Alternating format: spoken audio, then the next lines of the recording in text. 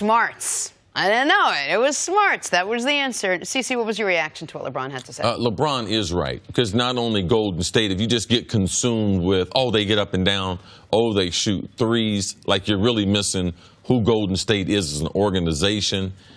They have done things in a smart way as far as the facilities, the type of environment at the facility, the type of music they're going to play at the facility, type of food, how they're going to travel, the lack of pressure or intensity that they put or responsibility that they put on the players. It is a very player-friendly organization, which leads to Steve Kerr, which also leads to that locker room. And that's one of the reasons that Kevin Durant said that he wanted to go there. So, yes, but they do have some smart basketball players. Well, that's the. I mean, not only are they good, but by the way, they're smart. But look at all. What is a smart basketball? This is what it means. Look at all the great runs in basketball. You will see these two common things: a lot of talent and a very, very high basketball IQ. That means they think things through. They realize it's not only on the physical skills. They can implement a game plan, and they can make adjustments throughout the game to be not so just locked into only doing one thing. If you look at the great Lakers teams, they always talk about, man, they were Showtime, but also they were remarkable in the half-court offense as far as setting Kareem up, Worthy, Magic Johnson, basketball players that think a play or two ahead of the frame, basketball players that understand what they're trying to do to you offensively and defensively. That's what LeBron is talking about. That's what Golden State has. It's not just talent. They got a lot of smart. Look at Klay, high basketball IQ. Steph Curry. Now, he's amazing, dribbling everything.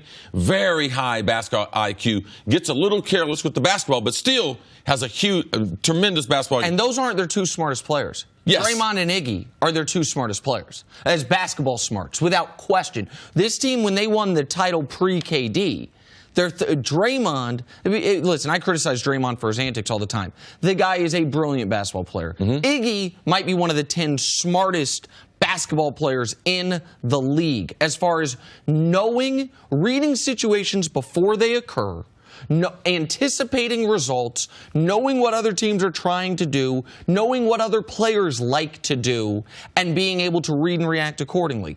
I thought this was very interesting hearing LeBron say this. I had dinner around a month ago with someone very, very close to LeBron, and we were just talking basketball in general.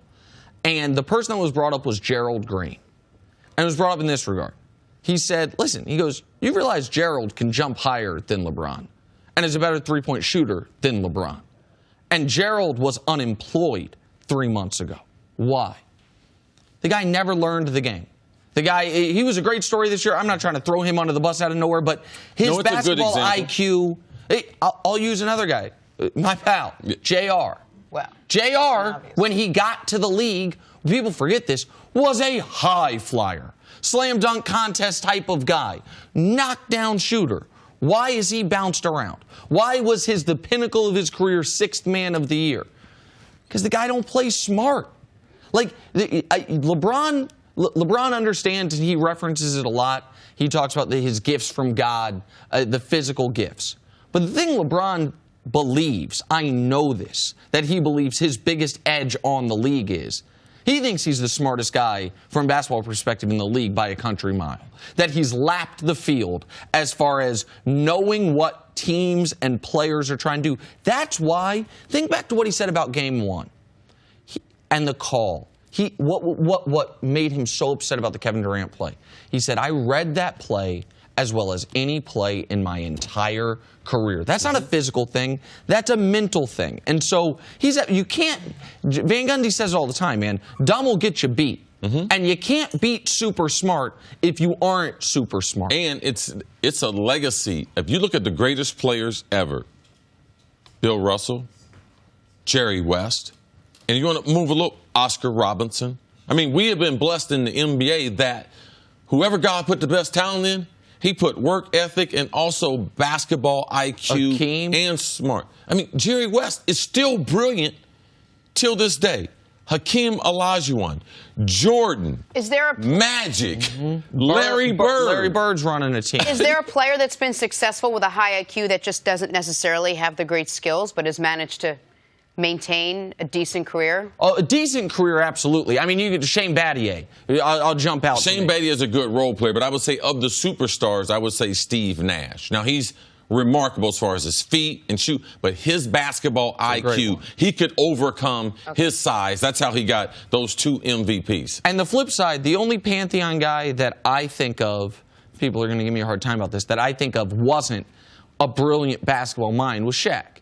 Shaq didn't have to ever become that. Maybe he could have, but I don't feel Shaq ever became that because Shaq was so dominant from day one. He never had to hone that part of his game. But Kobe, for all the criticism I give him, Kobe is a basketball savant. And you see a lot of that now in you see it in the detail thing. Like those guys, it's hard to be this great at any sport, but particularly basketball, which is a bit of a ballet, and not have the IQ, the basketball IQ that goes along with it. All right, I'm going to use my IQ to read what's in the teleprompter.